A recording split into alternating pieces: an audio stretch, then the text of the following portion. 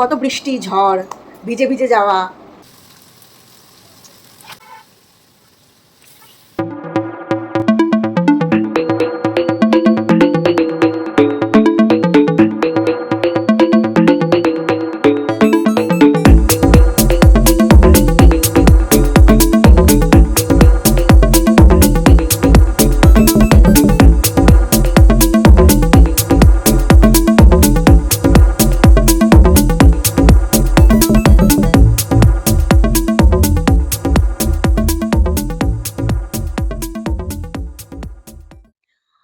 Good afternoon guys, অনেকদিন পরে আবার তোমাদের সাথে কথা হচ্ছে। মধ্যে অনেকদিন ব্লগ করা হয়নি।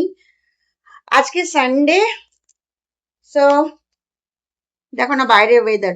এই ওয়ার্কিং ডে গুলোতে কত বৃষ্টি ঝড়, ভিজে ভিজে যাওয়া। আজকে ছুটির দিন ঘরে বসে আছি বা ঘরে বসে থাকবো, এখন অবধি বৃষ্টির পাত্তা নেই, উল্টে একদম কড়া রোদ। চলো একটু অনলাইন থেকে জিনিস আনাবো, দেখি আজকে কি রান্না করি, পরে তোমাদের বলছি যে আজকে কি রান্না করবো। বুঝতে পেরেছো? এই বসেছি, বসে ভিডিওটা করছি, ব্যাস এরপরে একটু অর্ডার করব, তারপরে রান্না ডিসাইড করবো যে কি করব। চলো পরে আবার কথা হচ্ছে। আজকে যেহেতু রবিবার, সেহেতু তোমরা জানোই যে আমার বাড়িতে আজকে জল খাবারে কি হয়। হ্যাঁ হ্যাঁ জানি, তোমরা দেখতেই পাচ্ছ যে আমি লুচি বানাতে ব্যস্ত। রবিবার আর লুচি হবে না বা পরোটা হবে না, এরকম দিন বোধহয় খুব কমই গেছে আমার পরিবারে। হ্যাঁ, লুচিগুলো ঝটপট ভেজে নিয়ে আমি এবার খেতে দিয়ে দেব। দেখো আমি আজকে সাদা আলুর তরকারি করেছি 5 ফোড়ন আর শুকনো লঙ্কা দিয়ে, আর তার সাথে সাদা সাদা ফুলকো ফুলকো লুচি পরিবেশন করে তার সাথে দিয়ে দেব আমি 2টো গোল গোল গোলাপ জামুন। এই দিয়ে হবে আজকে আমার ব্রেকফাস্টের মেনু।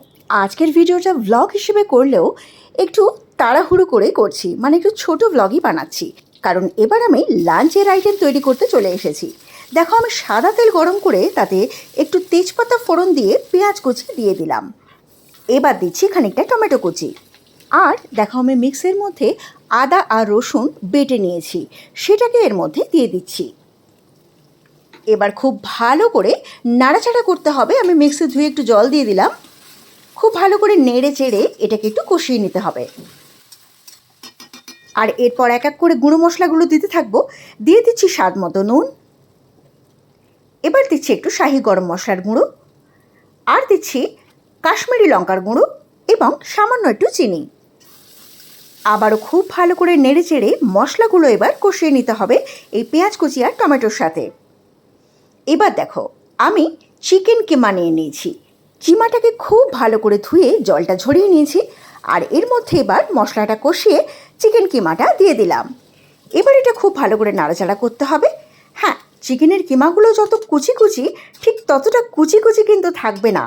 দেখো মশলাটা বেশ খানিকক্ষণ কষিয়ে নেওয়ার পরে একটু ঢাকা দিয়ে নিয়েছি, তাতে একটু জল বেরিয়েছে, আর তার সাথে চিকেনটাও বেশ সেদ্ধ হয়ে গেছে।